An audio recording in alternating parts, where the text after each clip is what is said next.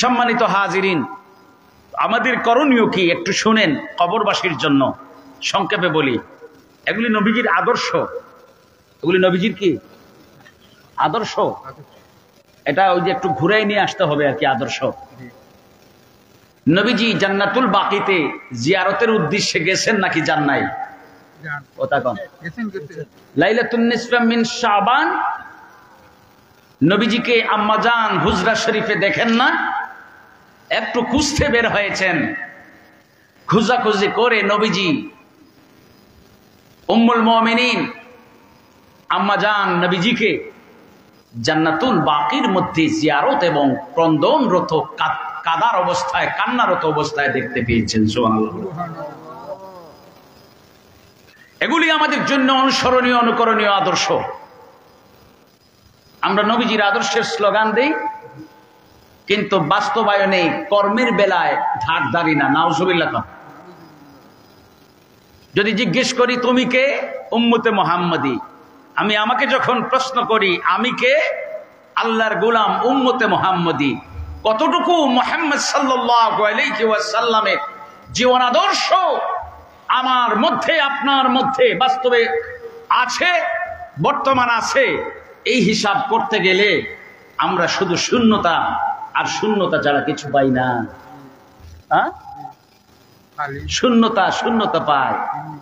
আমি কি নামাজ পড়ি, আমি কি নামাজ পড়ি? দুজাহানের বাদশা নবীজি, যার জীবনের আগে পেছনে কোনো গুনাহ নাই। আল্লাহ পাক রব্বুল আলামিন ইন্নাল্লাহা ক্বাদ গাফারা মা তাকাদ্দামা মিন যামবিকা ওয়া মা তাআখার। আল্লাহ পাক যার জীবনের আগে পেছনে কোনো গুনাহ রাখেন নাই, সেই নবীজি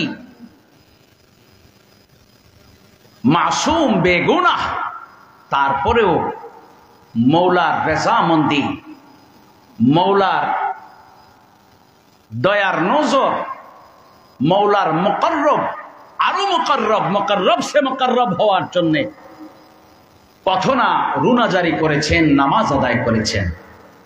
এটা যখন দেখি তখন আমার এই নামাজ, আমার এই দৈনন্দিন আমলিয়াত যেগুলি, এগুলি মনে হয় তুচ্ছ, কিছুই না। কথা কোন ঠিক কিনা? আল্লাহ পাক আমাদেরকে বুঝার তৌফিক দান করুন। সবাই পড়ি আমিন। قال الله تعالى والذين جاءوا من بعدهم يقولون ربنا اغفر لنا ولإخواننا الذين سبقونا بالإيمان ولا تجعل في قلوبنا غلا للذين آمنوا ربنا إنك رؤوف رحيم।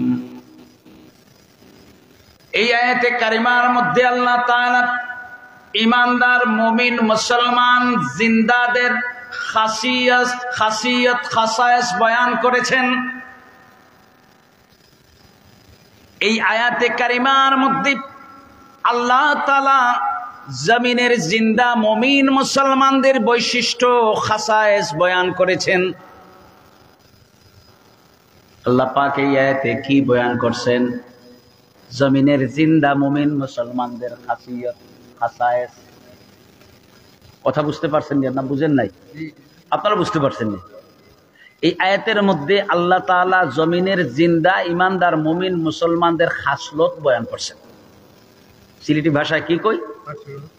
খাসলত, খাসায়েস আর খাসিয়ত, এটা শুদ্ধ, এটা রাখি একটু। খাসলত, এই আয়াতের মধ্যে ইমানদারদের খাসলত বয়ান করছেন। কোন ইমানদার? যারা জমিনে জিন্দা। এখন কোন আপনারা, আমরা জমিনে জিন্দা না মুর্দা? হ্যাঁ, জিন্দা। আমরা জমিনে জিন্দা। এই আয়াতে কারিমায় আল্লাহ তাআলা আমাদের কি খাসলত হবে, আমাদের খাসলত কি হওয়া দরকার, এটার বয়ান করছেন। সুবহানাল্লাহ করেন।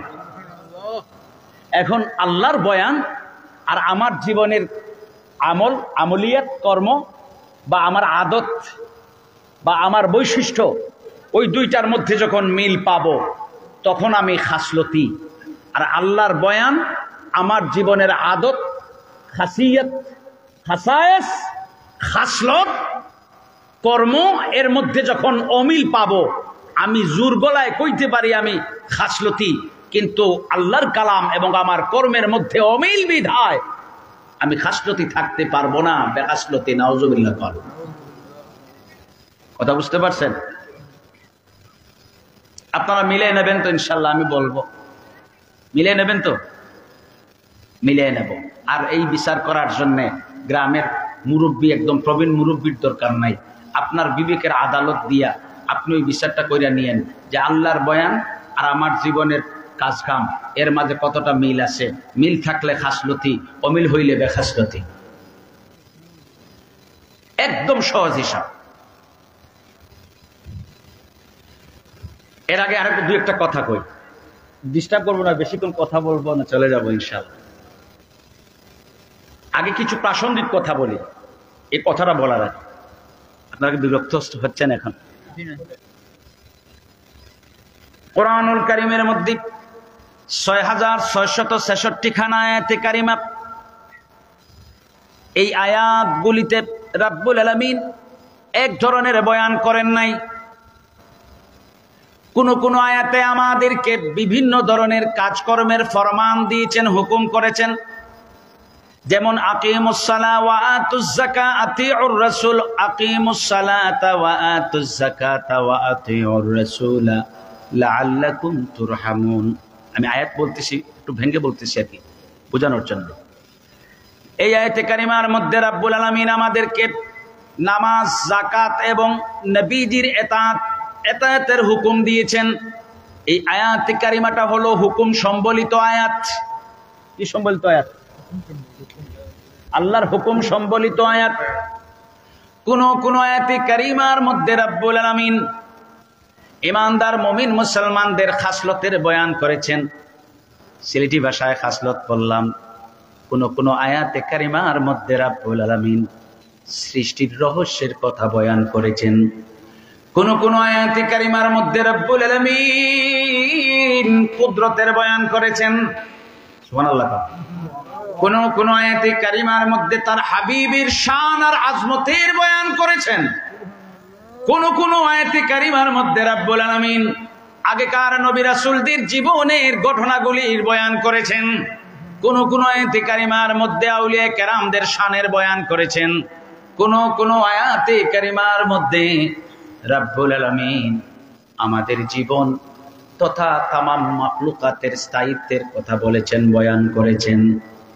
সবগুলি আয়াতে খাসায়েস বয়ান নয়, সবগুলি আয়াতে কারিমার মধ্যে আল্লাহর হুকুম নয়, সবগুলি আয়াতে কারিমার মধ্যে কুদরতের বয়ান নয়।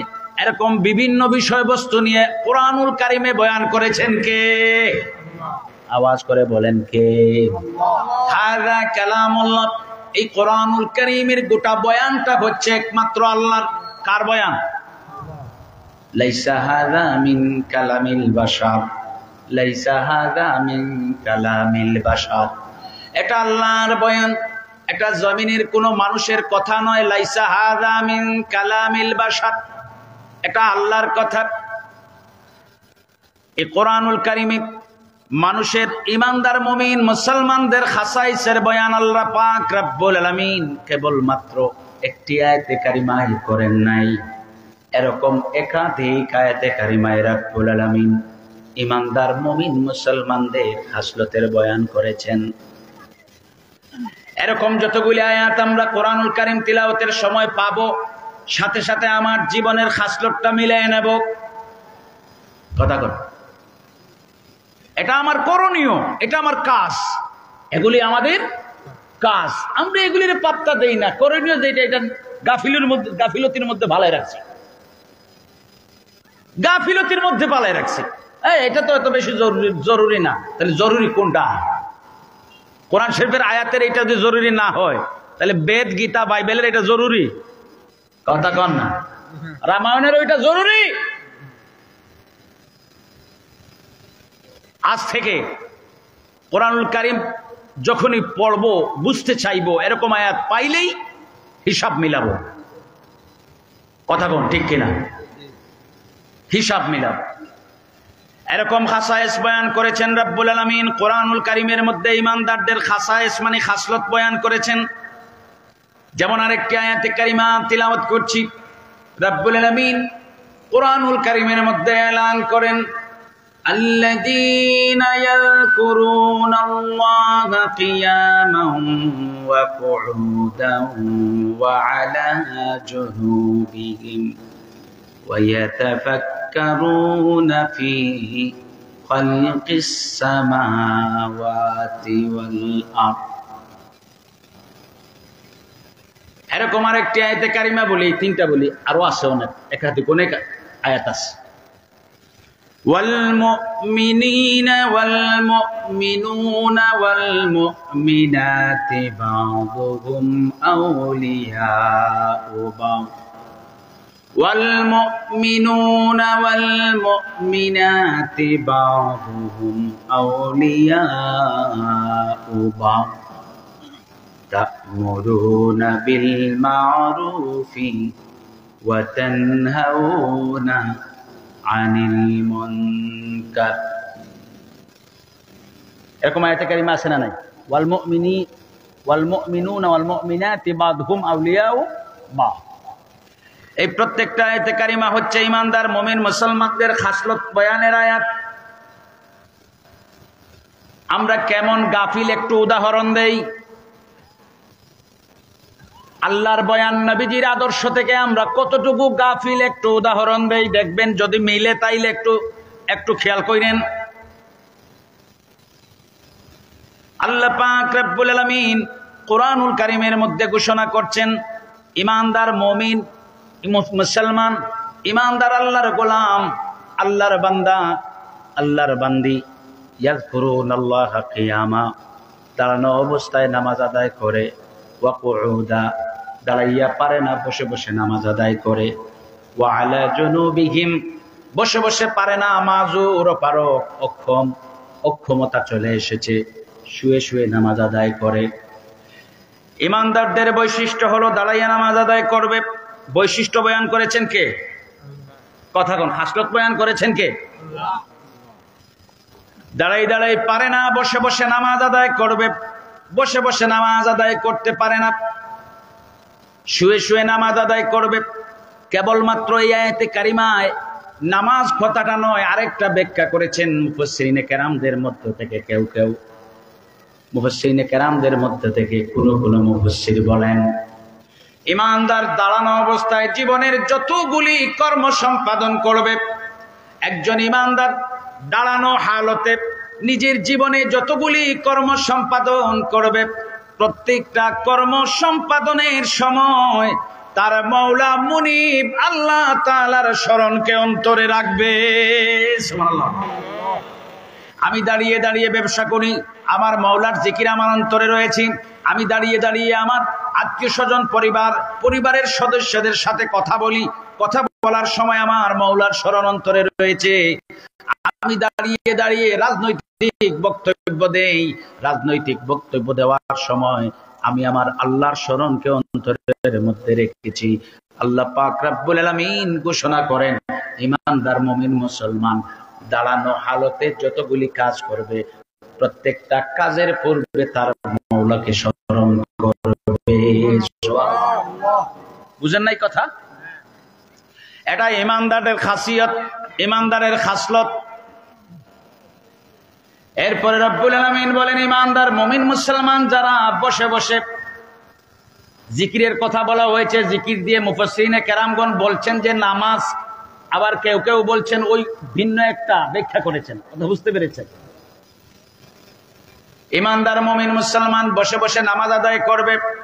আবার কেউ কেউ বলছেন একজন ঈমানদার মুমিন মুসলমান বসার হালতে তার জীবনের যতগুলি কাজ সম্পাদন করবে। বসে বসে আমি আপনার সাথে গল্প করছি, বসে বসে আমি দোকানদারি করছি, বসে বসে আমি আমার গ্রামীণ কোনো মুআমেলাতের সালিশ বিচারের কার্যক্রম সম্পাদন করছি, কাজ সমাধা করছি। অর্থাৎ বসে বসে আমার জীবনের যতগুলি কাজ হবে, প্রত্যেকটা কাজের মধ্যে আমার মওলার স্মরণ অন্তরে থাকবে। সুবহানাল্লাহ। এটা হচ্ছে একজন ইমানদারের খাসিয়ত। এরপরে রব্বুল আলামিন বলেন, একজন ইমানদার বসে বসে নামাজ পড়তে পারে না, মাজুর ও পারক। এই ক্ষেত্রে আলা জুনুবিহিম, শুয়ে শুয়ে নামাজ আদায় করবে। ইয়াজকুরুন দিয়ে নামাজের কথা বলা হয়েছে প্রথমেই। নামাজের কথা কেন? আল্লাহ পাক রব্বুল আলামিন নামাজ আদায় করার সময় তার জিকিরের কথা বলেছেন। রব্বুল আলামিন কুরআনুল কারীমের মধ্যে এলান করেছেন, হুকুম দিয়েছেন, আকিমিস সালাতা লিযিকরি। সুবহানাল্লাহ বলেন। এই জন্যই এখানে এই জিকির মানে নামাজকে বলা হয়েছে। এরপরেও ভিন্ন ব্যাখ্যা হলো, আল্লাহর গোলাম ইমানদার মুমিন মুসলমান শুয়ার হালতে, ঘুমের হালতে নয়, শুয়ার হালতে। একটা হচ্ছে শুয়া আর একটা হচ্ছে ঘুমানো। আমি শুইছি, আমার চোখে ঘুম আসছে না, এখনো আমি ঘুমের হালতে নাই, শুয়ার হালতে আছি। কথা বুঝতে পারছেন? আল্লাহ পাক রব্বুল আলামিন বলেন, ইমানদার মুমিন মুসলমান শুয়ার হালতে যতগুলি কথা বলবে, শুয়ার হালতে তার জীবনে যতগুলি কাজ সম্পাদন করবে, প্রত্যেকটি কাজ সম্পাদনের পূর্বে তার মালিকের জিকির অন্তরে রাখবে। সুবহানাল্লাহ বলেন। এগুলি কার খাসলত? কার খাসলত? কয়েকটা উত্তর দেন, আমার কথা শেষ, উত্তর দেন। এগুলি কোরআন শরীফ থেকে বলতেছি। এগুলি কার খাসলত? আমরা কারা? জুড়ে কর না। ইমানদার মানুষ। মানুষ তো আশরাফুল মাখলুকাত। মানুষ থেকে কুনতুম খায়রা উম্মাতিন উখরিজাত লিন-নাস হয়েছি। আল্লাহু আকবার বলেন। মানুষের মধ্যে কাফের আছে না নাই? আবু জেহেল, আবু লাহাব, উতবা, শায়বা, আব্দুল্লাহ ইবনে উবাই ইবনে সুলুল, বর্তমানে ট্রাম্প, বাইডেন, মোদি, পুতিন, ওরাও মানুষ কি মানুষ না? কিন্তু আল্লাহ পাক তাদের দলের অন্তর্ভুক্ত আমাদেরকে করেন নাই, আমাদেরকে করেছেন উম্মতে মুহাম্মদের অন্তর্ভুক্ত। আওয়াজ করে বলি আলহামদুলিল্লাহ। আমাদের বড় একটি পরিচয় হলো আমরা ইমানদার। আমরা কি? আমরা ইমানদার। আমরা সত্যিকারের মানুষ, সত্যিকারের মানুষ, সত্যিকারের মানুষ। আমার বাবারা, আমার ভাইয়েরা, বর্তমানে বাংলাদেশের জনসংখ্যা 18 কোটি। কত কোটি? কিন্তু মানুষ কয়জন আল্লাহ পাক ভালো জানে। জনসংখ্যা কত? 18, 20 কোটি ধরেন। যে হিসাব যে দেবে আমি বলবো, আমি বলতে পারি না, এই জন্য মানবো। আর কি করবো? ঠিক হয়, 20 কোটি ধরলাম, 18 কোটি ধরলাম, যাই বলবেন মানলাম। জনসংখ্যা আছে 18-20, কিন্তু বাংলাদেশে মানুষ কত কোটি আছে আল্লাহ পাক ভালো জানে। কেউ জানে না। কিন্তু আমাদের সকলকে ইনসানে কামেল হওয়ার দরকার আছে না নাই? ইনসানে কামেল হতে গেলে প্রথম শর্ত হচ্ছে ঈমানওয়ালা হতে হবে। কি হতে হবে? ঈমানওয়ালা। ইনসানে কামেল হওয়ার দরকার, সত্যিকারের মানুষ হওয়ার দরকার। জনসংখ্যার হিসাবে ওই সংখ্যার মধ্যে নাম বাড়াইয়া লাভ নাই। লাভ আসেনি? আসেনি। সত্যিকারের মানুষ, ঈমানওয়ালা মানুষ, এটা হতে পারলে আমাদের জীবন ধন্য হয়ে যাবে। আমরা যে আশরাফুল মাখলুকাত, এটার সার্থকতাও থাকবে। মওলার দরবারে আমরা ইজ্জত আর হুরমতের সাথে দাঁড়াতে পারবো। কথা কোন ঠিক কিনা? মওলার সামনে ইজ্জত আর সম্মানের সাথে দাঁড়াতে পারবো প্রকৃত মানুষ হলে। প্রকৃত মানুষ হওয়ার জন্য ঈমান শর্ত। কি শর্ত? না, কি শর্ত? তাওহীদের উপর বিশ্বাস, নবীজির রিসালাতে বিশ্বাস, আখিরাতের বিশ্বাস, তাকদীরের ভালো মন্দে বিশ্বাস, আসমানি কিতাব সমূহের উপরে বিশ্বাস, মালায়েকার উপর বিশ্বাস, 1 লক্ষ মতান্তরে 2,24,000 আম্বিয়া আলাইহিমুস সালাতু ওয়াস সালাম সকলের উপর বিশ্বাস। এটার নাম হচ্ছে ঈমান। সাধারণ সংজ্ঞায় এটাকে বলা হয় ঈমান। ঈমানদার হতে হবে। প্রশ্ন করেছিলাম আমরা কারা? আওয়াজ করে না, আমরা কারা? ঈমানদার। এই আয়াতে কারিমার মধ্যে খাসলত বয়ান করা হয়েছে কার? বয়ান করছে কে? আল্লাহ পাক রব্বুল আলামিন বয়ান করছেন। আমি মিলে নেব আমার জীবনের কর্ম আর আল্লাহর বয়ান, দুটোর মধ্যে যখন মিল পাবো আমি হব খাসলতি ঈমানদার মুসলমান, নতুবা আমার পরিচয়টা ভিন্ন হয়ে যাবে। নাউজুবিল্লাহ, আমার পরিচয়টা হয়ে যাবে খাসলতি। কি হয়ে যাবে? আমাদের গাফিলতির ঘুম এখনো ভাঙছে না। আল্লাহ পাক রব্বুল আলামিন ঈমানদার মুমিন মুসলমানদের আরো একটি খাসিয়ত খাসায়েস বয়ান করেছেন, সামনে শুনেন। রব্বুল আলামিন বলেন যারা ঈমানদার তাদের বৈশিষ্ট্য হলো ওয়ায়াতাফাক্কারুনা ফি খালকিস সামাওয়াতি ওয়াল আরদ। ঈমানদারেরা আসমান এবং জমিনের মধ্যে আল্লাহর সৃষ্ট মাখলুকাতগুলি নিয়ে চিন্তা করবে। আপনাদের খেয়াল আছেন বাবা? আমার দিকে খেয়াল আছেন? তাহলে আরেকটা বৈশিষ্ট্য বললাম যে আল্লাহ পাক রব্বুল আলামিন বলেন ঈমানদারদের বৈশিষ্ট্য হলো, খাসলত হলো, তারা আল্লাহর সৃষ্ট আসমানের মধ্যে মাখলুকাত রয়েছে, আল্লাহর সৃষ্ট জমিনের মধ্যে অসংখ্য গণিত মাখলুকাত রয়েছে। ঈমানদার আল্লাহর গোলাম আসমানের মাখলুকাত, জমিনের মাখলুকাতগুলি নিয়ে ফিকির করবে।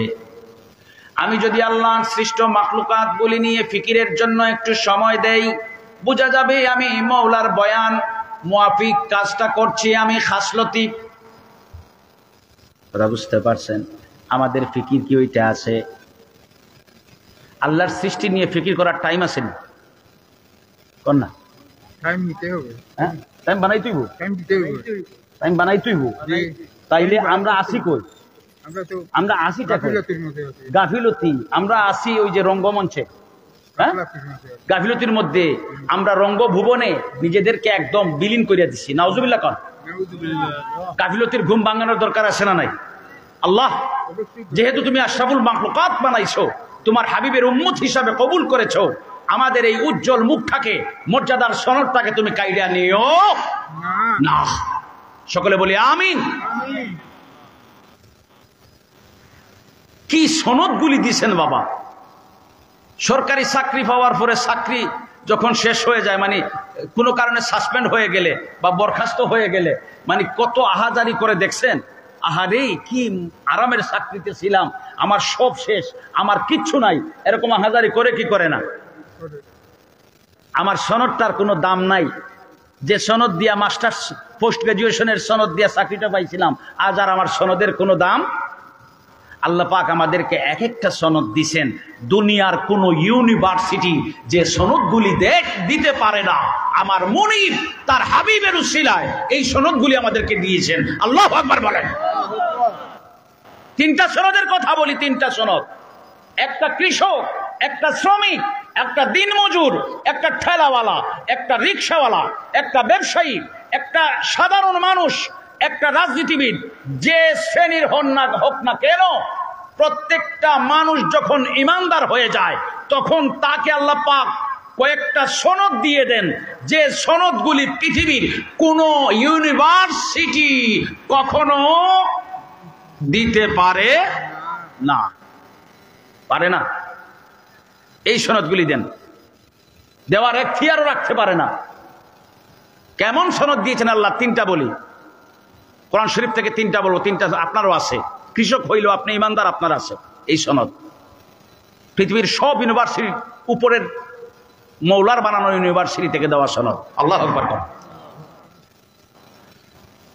এক নাম্বার সনদ হলো ওয়ালাকাদ কাররামনা বানি আদম। ওয়ালাকাদ কাররামনা, হ্যাঁ, আদমকে সম্মানিত বানিয়েছেন। কেমন ডিগ্রি দিয়েছেন? 18,000 মাখলুকাতের মধ্যে সাধারণ মানুষের মধ্যে প্রফেসর সম্মানিত, সাধারণ মানুষের মধ্য থেকে ইঞ্জিনিয়ার সম্মানিত, সাধারণ মানুষের মধ্য থেকে ম্যাজিস্ট্রেট সম্মানিত, সাধারণ মানুষদের মধ্য থেকে একজন আলেম সম্মানিত। এরকম দুনিয়ার সনদের হিসাবে একজনের থেকে আরেকজন সম্মানিত। আল্লাহ পাক রব্বুল আলামিন 18,000 ফেরেশতার মধ্যে নিষ্পাপ মাসুম বেগুনাহ মাখলুকাতের মধ্যে ফেরেশতাদেরকেও রেখেছেন। 18,000 মাখলুকাতের মধ্যে বেগুনাহ ফেরেশতা আছে না নাই? আওয়াজ করে বলুন, আছে না নাই?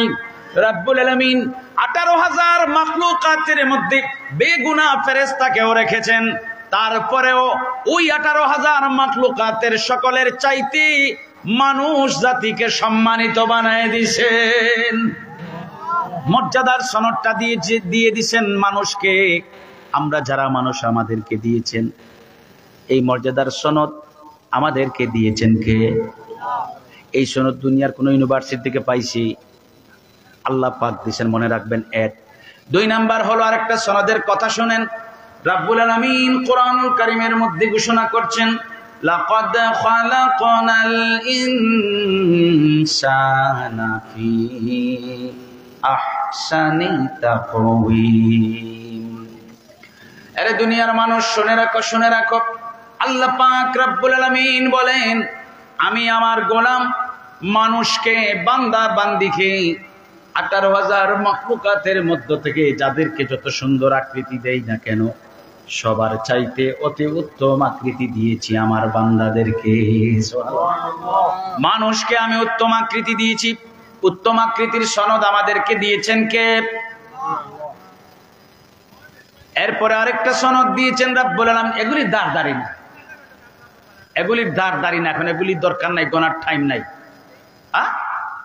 এত বেশি আমিত্ব চলে আইছে, অহংকার অন্তরের মধ্যে চলে আইছে, এত বেশি বড়ত্ব চলে আসছে। এই অহংকার, এই আমিত্ব, এই বড়ত্ব আমাদেরকে কল্যাণের দিকে নিয়ে যাচ্ছে না, আমাদের মধ্যে শান্তি বিরাজ করতে পারছে না, বরং এই বড়ত্ব, আমিত্ব, অহংকার আর ইগো আমাদেরকে বিচ্ছিন্ন করে ফেলছে। এখন আমি আপনাকে মানি না, আপনি আমাকে মানেন না, এখন আমি সর্বা হয়ে গেছি। নাউজুবিল্লাহ। এমন ভাব দেখায়, কয় তুমি আমার কথা শুনলে শোনো, তোমার না শুনলে না শোনো, আমি তোমারটা শুনবো কি শুনবো না এটা আমার এখতিয়ার। তুমি আলেম হও, টিচার হও, শিক্ষক হও, মুরব্বী হও, আমার কিছু আয় যায় না। নাউজুবিল্লাহ। এটা কি ইসলামী সমাজ? এটা কি নবীজির আদর্শের জীবন? কথা কোন? এটা কি নবীজির আদর্শের জীবন? নো, এটা হতে পারে না। ইমানদার মুসলমান হওয়ার শর্ত হলো প্রথমেই মান্যতা। প্রথমেই কি? মান্যতা। ইমানদার মুসলমান বলতে মান্যতার গুণে গুণান্বিত। কিসের গুণে? মান্যতার গুণে গুণান্বিত। ইমানদার কে? সে আল্লাহকে এক হিসাবে মানছে। মান্যতা আছে না নাই? কথা কন। আপনারা মনে হয় আমার কথা বুঝেন না। ইমানদার মুসলমান বলতেই মান্যতার গুণে গুণান্বিত একদল মানুষ, তারাই ইমানদার, তারাই মুসলমান। কি মানছে? আল্লাহরে এক মানছে। কি মানছে? নবীজির রিসালাত মানছে। কি মানছে? আখিরাতকে মানছে। কি মানছে? তাকদীরের ভালো মন্দ মানছে। কি মানছে? আসমানি কিতাব মানছে। তারপরে মানার কাজ শেষ, আন্তরিক দিক থেকে মানার কাজ শেষ। মানে ঈমান, ওই যে তাসদিক বিল জানানের কাজ শেষ। আবার এখন কি কোন মান্যতা সামনে? এখন মান্যতা হচ্ছে আল্লাহর হুকুমের কর্ম সম্পাদনের মাধ্যমে আমরা মৌলাকে মানছি। কথা কোন ঠিক কিনা? আন্তরিকতার মান্যতা শেষ হলো। ঈমান আনলাম আল্লাহর উপর, নবীর উপর, রিসালাতে বিশ্বাস করলাম, সবকিছু আন্তরিকভাবে মানলাম। এখন পরে আর কোন মানা? পরের মানা হচ্ছে কার্যক্রমে, কাজের মাঠে, মানে ওই ওয়ার্কিং ফিল্ডে। কথা বুঝতে পারছেন? ওয়ার্কিং ফিল্ডে যাইয়া কি করি? হাইয়া আলাস সালাহ শুনি, নামাজে দাঁড়াই যাই। এই মান্যতা। এই কি? ঘুরে ফিরে মান্যতা। আমি মাওলার হুকুম মানলাম। প্রথমে মাওলাকে মানলাম, তাওহীদে বিশ্বাস করলাম, একত্ববাদকে মেনে নিলাম, তারপরে তার হুকুম মানলাম। এজন্য বলি, ইমানদার মুসলমান বলতেই মান্যতার গুণে গুণান্বিত একটা দল। কথা কোন ঠিক কিনা? মুরব্বীকে মানলাম, মা বাবাকে মানলাম, গর্ভধারিণী জন্মদাতা মাতা এবং পিতাকে মানলাম। ইমানদার বলতেই মান্যতা, বলতেই কি কন্যা কেন, জোরে কন্যা কেন? মান্যতা সমাজ থেকে, ব্যক্তিতে মানুষের মধ্য থেকে, একজন মানুষের মধ্য থেকে, একজন ব্যক্তির মধ্য থেকে, একটা সমাজ থেকে, একটা পরিবার থেকে যখন মান্যতা উঠে যাবে, তখন ওই ব্যক্তি অশান্তিতে ভুগবে, ওই পরিবার অশান্তিতে থাকবে, ওই সমাজ অশান্তিতে থাকবে। ওই সমাজকে দুনিয়ার অর্থ দিয়ে কেউ শান্তির সমাজ বানাতে পারবে না, পারবে না। এই কথাগুলি আপনারা বুঝবেন না। বুঝবেন কি? কিছু কইলে, এমনি কিছু কইলে আপনারা খুশি হবেন। আমাদের দুঃখ এখানেই। ইসলাম মানে কি? মান্যতা। নিজেরে সমর্পণ করে দিলাম কার কাছে?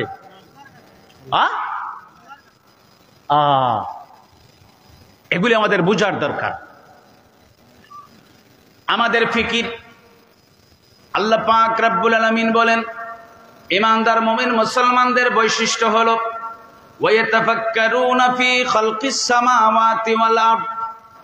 ইমানদার মুমিন মুসলমান আসমান এবং জমিনের মধ্যকার আল্লাহর মাখলুকাতগুলি নিয়ে ফিকির করবে। মাখলুকাতের মধ্যে শ্রেষ্ঠ হচ্ছে আমরা। শ্রেষ্ঠত্বের সনদ দিয়েছেন আল্লাহ তাআলা আমাদেরকে। একটা দিয়েছেন ওয়ালাকাদ কাররামনা বানি আদম, আরেকটা দিয়েছেন লাকাদ খালাকনাল ইনসানা ফি আহসানি তাকওয়িম। এরপরে রব্বুল আলামিন এক মহামর্যাদাবান সনদ আমাদেরকে দিয়েছেন। সনদ হলো কুনতুম খায়রা উম্মাতিন উখরিজাত লিন-নাস। সুবহানাল্লাহ।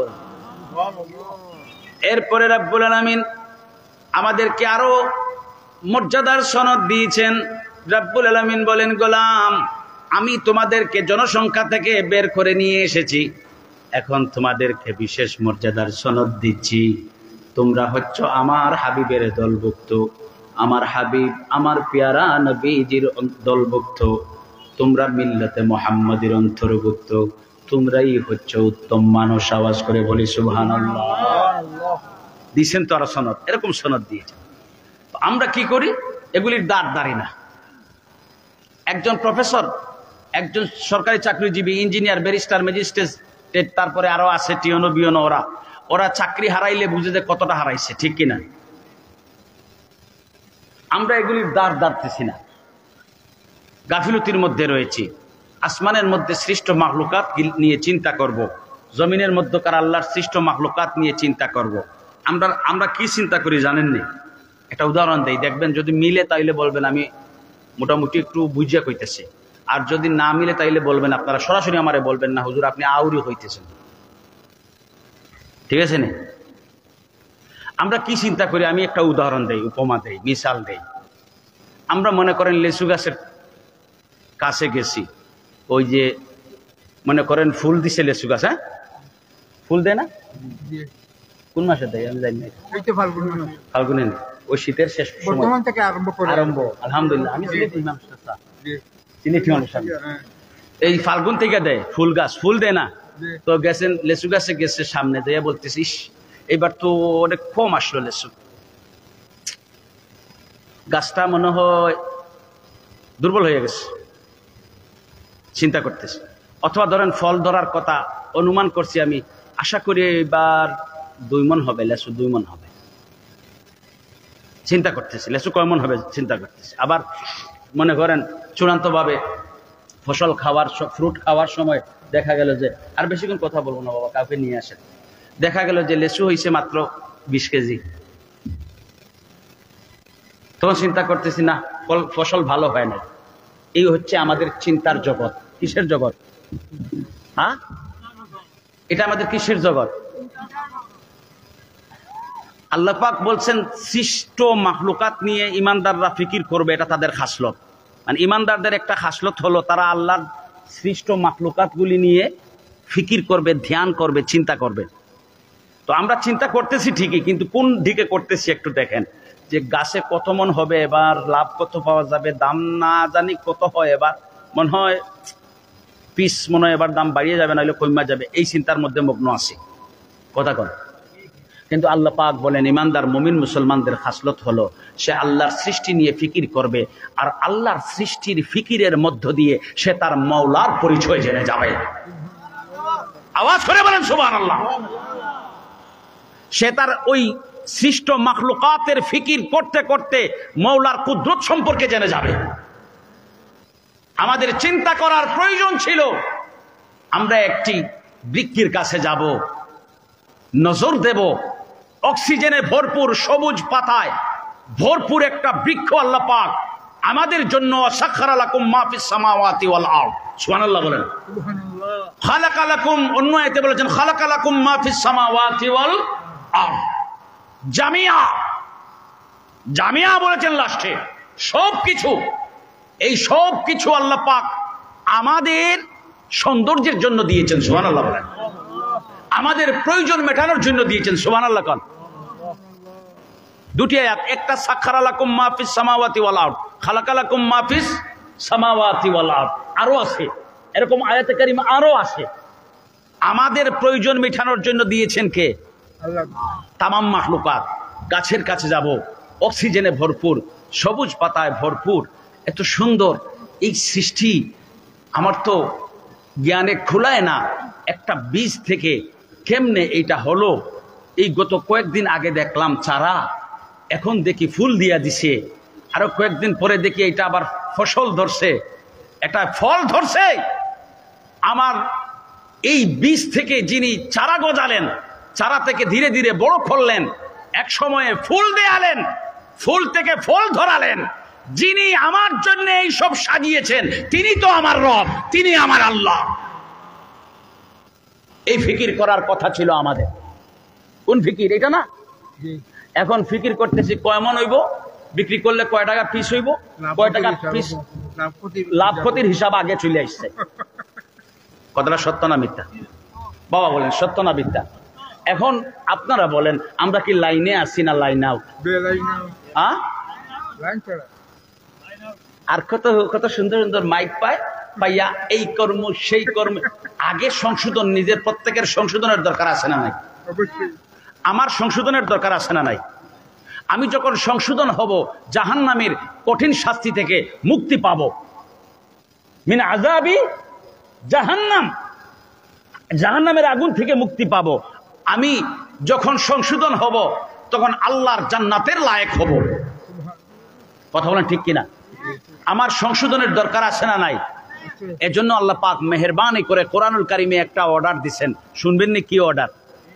অর্ডার দিচ্ছেন কু আনফুসাকুম, কু, তোমরা ঠিক হও, তোমরা তোমরা ঠিক হও। এমনি বাংলা তর্জমা করলে হবে তোমরা নিজেদেরকে বাঁচাও, নিজেদেরকে বাঁচাও।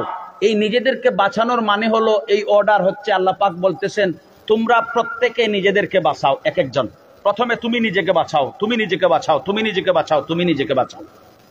কে বলেছেন? একে নিজেকে বাঁচাও বলতে বলেছেন তুমি নিজে ঠিক হও, তুমি নিজে ঠিক হও, তুমি নিজে ঠিক হও, তুমি নিজে ঠিক হও। যখন তুমি ঠিক হয়ে যাবে তখন তুমি বেঁচে যাবে। যখন তুমি বেঠিক থাকবে বাঁচার কোনো পথ থাকবে। এই আয়াতে আল্লাহ পাক বলেছেন তুমি ঠিক হও। কি বলেছেন? তুমি ঠিক হও, তোমরা ঠিক হও। যখন তোমরা ঠিক হয়ে যাবে এক একজন, তখন পরিবারকে তোমরা ঠিক করার কাজে লাগিয়ে যাও। এখন পরিবারকে ঠিক করো। যখন তুমি ঠিক হয়ে যাবে, তোমার পরিবারকে ঠিক করবে, তখন জাহান্নামের আগুন তোমাদেরকে স্পর্শ করতে পারবে না। আওয়াজ করে বলি সুবহানাল্লাহ। এই আয়াতের ভিতরে আমার মুনিব কি অর্ডারটা দিছেন একটু খেয়াল করলে পাবেন। ঠিক হয়ে গেলে আর জাহান্নামের আগুন তোমাদেরকে স্পর্শ করতে পারবে না।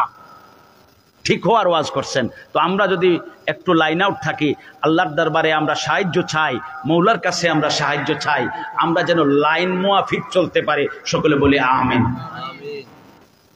আমাদের চিন্তার ধরনটা আমি বলছি, এটা কি মানে আমাদের মধ্যে এরকম বিমার আসে না নাই? আমি চিন্তা করব কোন লাইনে, কোন সাইডে, আর কোন সাইডে চিন্তা করতেছি। আবার মুসলমান, বুদ্ধিজীবী, আইনজীবী, শিক্ষাবিদ, আমারে বুলেট মারলে বানান কইরা বাংলা কঠিন শব্দ একটা লিখতে পারতাম না। বুলেট মারলেও আমারে বানাই দিচ্ছেন আপনারা আল্লামা। আল্লামা বানাই দিচ্ছেন। হ্যাঁ, সবাই আল্লামা হয়ে গেছে পাইকারি, সবাই শায়েখ হয়ে গেছে পাইকারি। নাউজুবিল্লাহ খান। আল্লামা, আল্লামা যদি বলি, আমার পীর মুর্শিদ আল্লামা ইমাদউদ্দিন চৌধুরী হাফিজাহুল্লাহকে আল্লামা বলবো, কথা বলেন ঠিক কিনা? এরকম আল্লাহর ওলি মকবুল বান্দা যারা মুকররবে মাওলা হতে পেরেছেন, দুনিয়ার জাগতিক লোভ লালসা যাদের মধ্যে নাই, জীবন যৌবন জীবনের অর্থ সম্পদ যারা রাহে লিল্লাহ ফি সাবিলিল্লাহ উৎসর্গ করে দিয়েছেন, তারাই আল্লামা, তারাই জাননেওয়ালা, তারাই সমঝদার, তারাই আল্লাহর ওলি, তারা মুকররবে মাওলা, তারা আল্লাহর কুরবত হাসিল করনেওয়ালা। কথা কোন ঠিক কিনা? তারাই। আমরা চিন্তা করি, আমাদের চিন্তার জগৎটা কি? পূর্ণিমার চাঁদে বাচ্চাকে নিয়ে গেছি ইয়েতে, উঠানে নিয়া, এখন রূপালী জ্যোৎস্নার মধ্যে ওই যে আসে না কি, ওই যে পূর্ণিমার রাত আছে না, আলোটা খুব সুন্দর না? পূর্ণ চাঁদের আলো, পূর্ণ চাঁদের আলো, জ্যোৎস্নার আলো, রূপালী আলো দেখে বলতেছি, আয় আয় সাদ মামা টিপ দিয়ে যা। সাদ আইব, কারে টিপ দিব? মুসলমানের বাচ্চারে টিপ দেওয়া যায়নি। আচ্ছা আপনারা কোন, আপনারা ফতোয়া দেন। মুসলমানের বাচ্চারে টিপ দেওয়া যায়নি। মুসলমানের বাচ্চার কপালে যদি কোরআন শরীফ থেকে আয়াত একটা কাইটা নিয়ে সুপার গ্লু দিয়ে লাগাই দেন, সব পাবেন? কথা কোন? সত্য কথা বললে ওয়াজ চলবে না তো, জানি আমি, জানি তো চলবে না, কিন্তু আমার বলতে হবে, আমার বলতে হবে, এটা আমার দায়িত্ব। আপনি কোরআন শরীফের একটা আয়াত কাইটা যদি আইনা বাচ্চার কপালে টিপ হিসাবে দেন, এটা কি জায়েজ হবে? সওয়াবের কাজ হবে? গুনার কাজ না? এটা হালাল না হারাম? জোরে কোন, জোরে কোন, হালাল না হারাম? আমরা হারামি না হালালি? আমরা নেমক হালাল না নেমক হারাম? কোন না? আমরা নেমক হারাম না নেমক হালাল? আমরা হারামি না হালালি? হারামি তো করছে আবু জেহেল, হারামি তো করছে আবু লাহাব, নবীজির আদর্শকে মানে নাই, আল্লাহর হুকুমের তাবেদারি করে নাই, হারামি করছে। রুহের জগতে সেও বলেছিল, আল্লাহ তুমি রব, তুমি যারে পাঠাইবা তিনি তোমার প্রেরিত রাসূল, তুমি যারে নির্বাচিত করবা তিনি তোমার নির্বাচিত নবী। আর জমিনে আসার পরে নবীজি যখন বললেন, আমি আল্লাহর প্রেরিত রাসূল, ইন্নানি রাসূলুল্লাহ, আন্নানি রাসূলুল্লাহ, আমি আল্লাহর রাসূল, এখন নেমক হারামি করছে আবু জেহেল, মানে না। কথা বুঝেন নাই? আমরা তো হারামি করি নাই, রুহের জগতে বলেছি কালু বালা, আল্লাহ তুমি আমাদের রব। আর এই দুনিয়ার জগতে, তৃতীয় জগতে, এটা আমাদের তৃতীয় জগতে এসে বলতেছি, আল্লাহ তুমি আমাদের রব, আমরা নেমক হালাল, আলহামদুলিল্লাহ গান। কিন্তু কতটুকু, প্রশ্ন হলো কতটুকু যথাযথ হতে পারছে কি পারি না, এটার ওয়াজ চলতেছে। এত সুন্দর অনুপম আদর্শ আল্লাহ পাক নবীজির মধ্যে দিয়েছেন, খেয়ে না খেয়ে, ঘুমাইয়া না ঘুমাইয়া যে আদর্শের প্রচার প্রসার করে গেছেন, বিশ্বব্যাপী যে আদর্শ সমাদৃত, সৃষ্টির শ্রেষ্ঠতম আদর্শ যেটা, সে আদর্শ পাওয়ার পরেও আমরা আদর্শিত হতে না পারলে এটা আমাদের পুরা কপালে বদনসিবি। কথা কোন ঠিক কিনা? ঠিক। এই নবীজির ও অনুপম আদর্শ পাওয়ার পরে লাইনে না আসতে পারলে আমরা যে কত বদনসিবওয়ালা, আল্লাহু আলাম, নাউজুবিল্লাহ। আমি চাঁদ দেখছি, আমার বাচ্চাকে কি শিখাবো? শিখানোর কথা কি আর বলছি, তারে শিখাচ্ছি কি টিপ শিখাচ্ছি না, আমি শিখাবো ওই চাঁদ দেখে দেখে মনে হয় নাকি তোমার, এত সুন্দর করে সৃষ্টি করেছে কুঞ্জন, মনে হয় নাকি তোমার। নিজেকে প্রশ্ন করে, এত সুন্দর করে বানিয়েছেন কুঞ্জন, তবু বেহুশ আমি পৃথিবীর পাঞ্জায়, তবু বেহুশ তুমি দুনিয়ার ধান্ধায়। বড়ই চেতন তুমি, বড়ই চেতন, ওই চাঁদ দেখে দেখে মনে হয় নাকি তোমার? গভীর সাগর দেখে মনে কি হয় না, এত জল কোথা থেকে এসেছে, এত সীমাহীন গভীরতা যার, এ সাগরে কে খনন করেছে। এখন জামাই বউ সাগর পারে যাইবে একটু বেড়াইতে, কুল সিরু ফিল আরদ, এটা জায়েজ আছে, যাইতে পারে, যাওয়ার গেলে একটু আনন্দিত হবে, এটা হবে। চিন্তা করে কালকে যাইয়া গোসল করমু, কতক্ষণ করমু, 2 ঘন্টা না 2.5 ঘন্টা, কেমনে করমু, কোন বিচে করমু, কোন লাইনে করমু, ওইটা চিন্তা করে। চিন্তা করার কথা ছিল একটু আলহামদুলিল্লাহ আল্লাহর সৃষ্ট মহাসাগরের পাশে যাব, সাগরের কিনারে যাব, দেখবো আল্লাহর কুদরতি খেলা, দেখবো আল্লাহর কুদরতি খেলা। এটা ইমানদারের বৈশিষ্ট্য ছিল, হওয়ার কথা ছিল। তারপরে ওইখানে যাইয়া যেটা খাওয়ার সেইটা খাইমু, যেটা দিয়া গোসল করার সেইটা দিয়া গোসল করমু, কিন্তু চিন্তায় এটা থাকতে হবে। এটা ইমানদারের খাসায়েস, বৈশিষ্ট্য আমার আল্লাহ বলেছেন। কথা বুঝতে পারছেন? আমরা কই আছি? গভীর সাগরে দেখে মনে কি হয় না, এত জল কোথা থেকে এসেছে, এত সীমাহীন গভীরতা যার, এ সাগরে কে খনন করেছে? কে খনন করলে এই মহাসাগর? কোথা হতে লই পাহাড়ের ঝরনা, দুরাধারে কে দিয়েছে চাঁদের জোছনা। কোথা হতে লই পাহাড়ের ঝরনা, দুরাধারে কে দিয়েছে চাঁদের জোছনা। কে দিয়েছে আপনার জীবন মরণ, তুমি একবার খুলে দেখো দিলের দনয়ন। ওই চাঁদ দেখে দেখে মনে হয় নাকি তোমার, এত সুন্দর করে সৃষ্টি করেছে কুঞ্জন। এই ফিকিরের দরকার আছে না নাই? আল্লাহ পাক বলেন ইমানদারের খাসলত হলো সে আল্লাহর সৃষ্টি নিয়ে ফিকির করবে, ফিকির করতে করতে মৌলার পরিচয় জানবে। সুবহানাল্লাহ।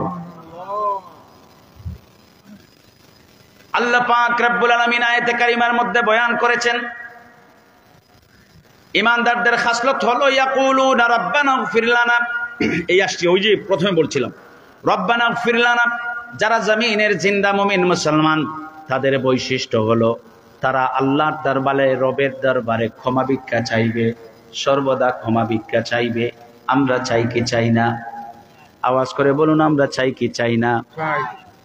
তাইলে আমরা খাসলতি কুনলতি, জোরে কোন কুনলতি? হ্যাঁ, আল্লাহ পাক বলেছেন ইমানদারদের বৈশিষ্ট্য হলো নীরবে বসে আছে আল্লাহর দরবারে ক্ষমা চাইবে, জিকির করেছে আল্লাহর দরবারে মাগফিরাত চাইবে, নামাজ পড়েছে আল্লাহর দরবারে মাগফিরাত চাইবে, সাদাকাত করেছে আল্লাহর দরবারে মাগফিরাত চাইবে। ইমানদার বান্দা কখনো অহংকারী হবে না। যত বড় দানশীল হোক না কেন, যত বড় নেক আমল করনেওয়ালা হোক না কেন, নিজেকে সব সময় আদনা সমঝিবে, আদনা জ্ঞান করবে এবং তার মওলার দরবারে মাগফিরাত ভিক্ষা চাইবে। এগুলি হচ্ছে ইমানদারের খাসলত। আল্লাহ বয়ান করছেন কোরআন শরীফে, আল্লাহর দরবারে মাফ চাইবে। এরপরেই রাব্বুল আলামিন কি বলেন শুনেন। সবাই সজাগ আছেন তো? একটাবার হাত উঠান আল্লাহর ওয়াস্তে। আল্লাহ কবুল করো, আমিন। হাত উঠানো আমি হয়তো বেয়াদবি করছি, কিন্তু আল্লাহ পাক তো দেখছেন, ঠিক কিনা? এইটা বলার পরে আল্লাহ পাক এর আয়াতের পরের অংশে আবার বলতেছেন ইমানদারদের আরেকটা খাসলত। আগে সুবহানাল্লাহ কেন? সুবহানাল্লাহ। আরেকটা খাসলত হলো ওয়ালি ইখওয়ানিনাল্লাযীনা সাবাকুনা বিল ঈমান। রব্বুল আলামিন বলেন জমিনের জিন্দা মুমিন মুসলমানেরা তাদের আগেকার ইমানদার ভাইদের জন্য আল্লাহর দরবারে দোয়া করবে, মাগফিরাত চাইবে। এই যে আপনারা ইসালে সওয়াব করছেন, আগের মানুষের জন্য কি আপনারা তাদের স্মরণ কইরা কি ইসালে সওয়াব করেন নাই? তাহলে ইমানদারের খাসলত হলো তাদের আগের মুসলমান মুমিন ইমানদার ভাইদের জন্য দোয়া করবে। সুবহানাল্লাহ বলেন। তাদেরকে স্মরণ করবে। এখন বলেন আমরা খাসলতি কাম করছি না বেখাসলতি? নেমক হালালি না হারামি? হালালি। হারামি না হালালি? আমাদের করণীয় যেটা সেইটা করছি না আমাদের যেটা করার দরকার না এইটা করছি? করণীয়টা ইমানদারের করণীয় যেটা সেটা করছেন তো। যদি কোনো মৌলবী এই আয়াতের দলিল রে ফালাই দিতে পারে, আর কিছু বললাম না। এরকম আরো কিছু আয়াত আছে ইমানদারের খাসলত বয়ান করেছেন রব্বুল আলামিন। কি হওয়া দরকার? যাদের মা বাবা কবরে চলে গেছেন সন্তানরা বলবে, হে খোদা তুলেছি হাত, তুমি তারে দাও গো নাজাত, করে নাও আপন। সন্তানরা বলবে কার জন্য? কবরবাসী মা বাবার জন্য। হে খোদা তুলেছি হাত, তুমি তার করে নাও আপন। হে খোদা তুমিও তারে তোমার আরশ ছায়া নিরে করিও লালন, মাকে করিও লালন, করিও লালন, বাবাকে করিও লালন। যে মায়া মায় ছোট্ট থেকে মায়ার জালে বন্দি রেখে করেছে লালন। হে খোদা তুমিও তারে তোমার আরশ ছায়া নিরে করিও লালন, বাবাকে করিও পালন। রব্বির হামহুমা কামা রাব্বায়ানি সগীরা। আল্লাহ পাক রব্বুল আলামিন বলেন জমিনের জিন্দা সন্তানদের করণীয় হলো তারা তাদের মৃত মা বাবার জন্য আল্লাহর দরবারে এরকম দোয়া করবেন। জিন্দা সন্তানদেরকে দোয়া শিখিয়ে দেন কে? আওয়াজ করে বলেন দোয়া শিখিয়ে দিয়েছেন কে? আল্লাহ। তাহলে কবরবাসীর স্মরণের দরকার আছে না নাই? আসেনি? রব্বানা গফিরলি ওয়া ফি আয়াতিল উখরা ক্বালা আল্লাহু তাআলা রব্বানা গফিরলি ওয়া লিওয়ালিদাইয়া ওয়া লিল মুমিনিনা ইয়াওমা ইয়াকুমুল হিসাব। রব্বি গফিরলি ওয়া লিওয়ালিদাইয়া, আমরা সকলে দোয়া করি কি? রব্বানা গফিরলি ওয়া লিওয়ালিদাইয়া ওয়া লিল মুমিনিনা ইয়াওমা ইয়াকুমুল হিসাব। এই প্রত্যেকটা হলো ইমানদারের খাসলতের আয়াত। তাদের খাসলত কি হবে এগুলির আয়াত। কথা বুঝতে পারছেন তো? আল্লাহ পাক আমাদেরকে বুঝার তৌফিক দান করুন, সকলে বলে আমিন। প্যারা হাজরিন, আমাদের যে এই খাসায়েসগুলি, আমাদের যে এই বৈশিষ্ট্যগুলি প্রত্যেকটা হচ্ছে যার অনুকরণে অনুসরণে তিনি হচ্ছেন নবী মুহাম্মদুর রাসূলুল্লাহ সাল্লাল্লাহু আলাইহি ওয়াসাল্লাম। নবীজির মধ্যে 1 লক্ষ মতান্তরে 2,24,000 আম্বিয়া আলাইহিমুস সালাতু ওয়াস সালামদের যত গুণাবলী ছিল আল্লাহ পাক সব নবী রাসূলের সবগুলি গুণাবলীকে আমাদের নবীর মধ্যে সমাবেশ করেছিলেন। সুবহানাল্লাহ বলেন। সন্নিবেশিত করেছিলেন একজনের কাছে, একজনের মধ্যে। তিনি হচ্ছেন সৃষ্টির শ্রেষ্ঠ মহামানব, আপনার আমার কলিজার টুকরা নবী মুহাম্মদুর রাসূলুল্লাহ সাল্লাল্লাহু আলাইহি সাল্লাম। এবং বলেছেন তোমরা যদি খাসলতি হতে চাও, তোমরা যদি আদর্শবান হতে চাও, লাকাদ কানা লাকুম ফি রাসূলিল্লাহি উসওয়াতুন হাসানা। তোমরা তো নিজের থেকে ফিকির করতেছো, নিজের থেকে কাম বানায় নিতেছো, মানে খাসলতি হইতে পারো নাই। খাসলতি হওয়ার বড় প্রয়োজন। আল্লাহ পাক বলেন বড় প্রয়োজন। আমি আদর্শের নবী পাঠিয়ে দিছি, অনুপম আদর্শের নবী পাঠিয়ে দিছি, সেই নবীর আদর্শের অনুসারী হয়ে যাও, তোমরা খাসলতি হয়ে যাবে। আল্লাহু আকবার বলেন। নবীজির আদর্শের অনুসারী হয়ে গেলে আমরা খাসলতি হয়ে যাব। এমন আদর্শ আল্লাহ পাক দিয়েছেন, আপনি যখন একজন পিতা হিসাবে দেখবেন তখন অদ্বিতীয় অনন্য বেমিসাল একজন পিতা দেখবেন, ঠিক কিনা? মা ফাতেমার নয়নের মণি আব্বাজান দয়াল নবীজি যখন দেখবেন আপনি যে একজন পিতা হিসাবে কেমন, সৃষ্টির শ্রেষ্ঠতম পিতা দেখবেন। যখন দেখবেন একজন মুজাহিদ হিসাবে কেমন, আপনি দেখবেন হুনাইন খন্দকের সেই বীর সিপাহ সালার, সৃষ্টির শ্রেষ্ঠতম বীর সিপাহ সালার। কথা বলেন ঠিক কিনা? আপনি যখন দেখবেন ক্ষুধাবিতু তাকওয়াবান হিসাবে তিনি কেমন, দেখবেন যে পৃথিবীর সকল মুত্তাকিদের তাকওয়াকে যদি একত্রিত করা হয়, আমার নবীর তাকওয়ার যারা পরিমাণের সমান হবে না। এরকম তাকওয়াবান। আল্লাহু আকবার বলেন। নবীজি বলেন, আয়েশা সিদ্দিকা রাদিয়াল্লাহু তাআলা আনহা থেকে বর্ণনা, নবীজি সাল্লাল্লাহু আলাইহি ওয়াসাল্লাম বলছেন সাহাবায়ে কেরামদেরকে, এরে আমার সাহাবীরা, আমার থেকে আল্লাহকে বেশি ভয় করনেওয়ালা তোমাদের মধ্যে কেউ নাই। সুবহানাল্লাহ। আমার থেকে, আমার মুনিবকে ভয় করনেওয়ালা, আমার থেকে বেশি ভয় করনেওয়ালা কেউ নাই। এবং আমি আমার মাওলার কাছে সর্বদা তওবা করতে থাকি। সর্বদা তওবা করনেওয়ালা। নবীজি সাল্লাল্লাহু আলাইহি সাল্লাম ইরশাদ করছেন, আমাদের জন্য প্রথমে একটা ফরমান দিবেন, তুবু ইলাল্লাহ। নবীজির আদর্শ কি ছিল? তিনি বেশি বেশি তওবা করতেন, ঠিক কিনা? কথা বলেন। এজন্য আমাদেরকে বলেছেন তুবু ইলাল্লাহ, তোমরা বেশি বেশি করে তওবা করো।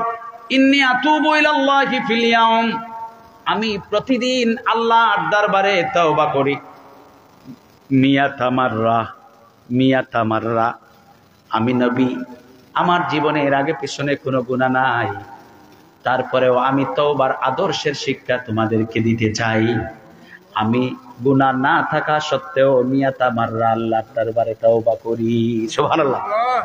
দৈনিক 100 বার তওবা করি।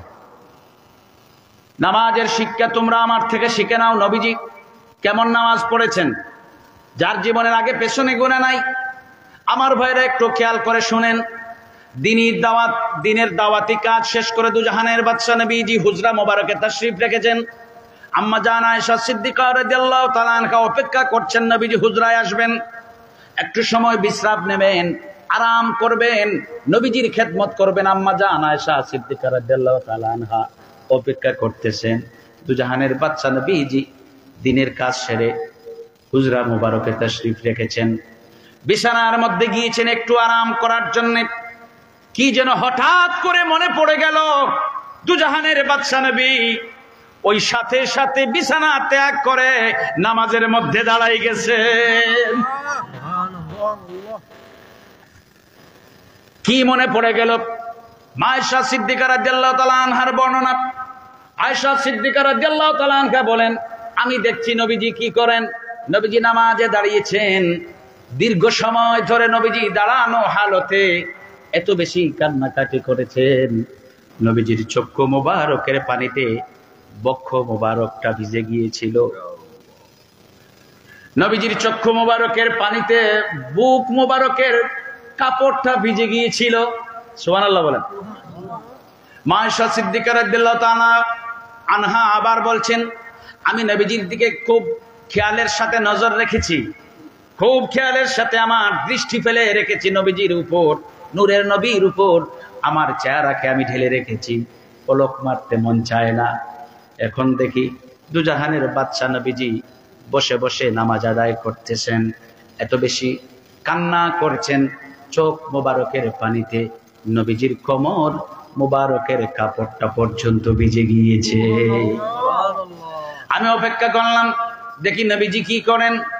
দেখলাম নবীজি নামাজ থেকে এসে সার মোবারক বালিশের মধ্যে রেখেছেন, বিছানায় এসেছেন, বালিশের মধ্যে এসে দুজাহানের বাদশা নবীজি এত বেশি কান্না করেছেন, বালিশের মধ্যে সার মোবারক লাগাইয়া এত বেশি কান্না করেছেন, নবীজির চক্ষু মোবারকের পানিতে বালিশটা পর্যন্ত ভিজে গিয়েছিল। আমি আর নিজেকে ধরে রাখতে পারলাম না। আয়েশা সিদ্দিকা রাদিয়াল্লাহু তাআলা আনহা বলছেন, আমি আর নিজেকে ধরে রাখতে পারলাম না। আমি বললাম, ইয়া রাসূলুল্লাহ, ইয়া হাবিবাল্লাহ, ওগো আল্লাহর নবী, আল্লাহ তাআলা তো আপনার জীবনের আগে এবং পেছনে কোনো গুনাহ রাখেন নাই। আপনি তো গুনাহগার নন, আপনি তো মাসুম, আপনি বেগুনাহ। কাল ময়দানে মাশারে আপনার কাজের হিসাব মাওলার দরবারে দিতে হবে না, কেননা আপনি নিজের থেকে কোনো কাজ করেন না, নিজের থেকে কোনো কথা বলেন না।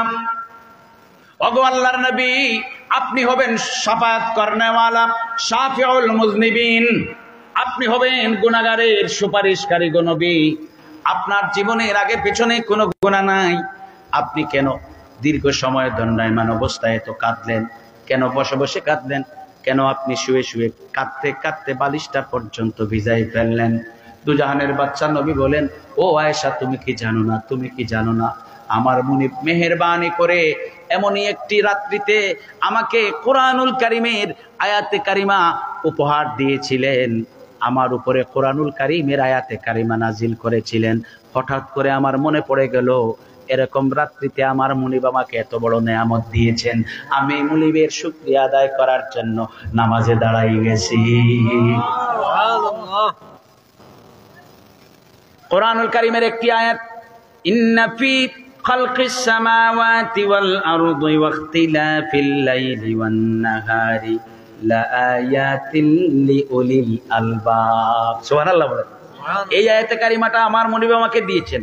এখন আমরা পুরা কোরআন পাইছি, পুরা নবী পাইছি, পুরা দিন পাইছি। ওয়াতমামতু আলাইকুম নিয়ামাতি, পুরা দিন পাইছি। আধা দিন না পুরা দিন? নবী শানওয়ালা না কম শানওয়ালা? কেমন শান? এক কথায় বলি, সাইয়্যিদুল মুরসালিন, এই শেষ শান। আমার বাসায় তো আর এর থেকে আমি জানি না কি বলবো, কিন্তু নবীর শান বয়ান করার মতো ক্ষমতা আমার নাই। সাইয়্যিদুল মুরসালিন, একটা বোঝানোর জন্য বললাম। এই শানদার শানওয়ালা নবী। নবী পাইছি পুরা, কোরআন পাইছি পুরা, দিন পাইছি পুরা, আর আমরা ঐশী বেদুরা। নবীজির আদর্শ থেকে অন্য পথে। কথা কোন ঠিক কিনা? আল্লাহ পাক আমাদেরকে হুশে ফিরিয়ে দেন। সবাই বলে আমিন।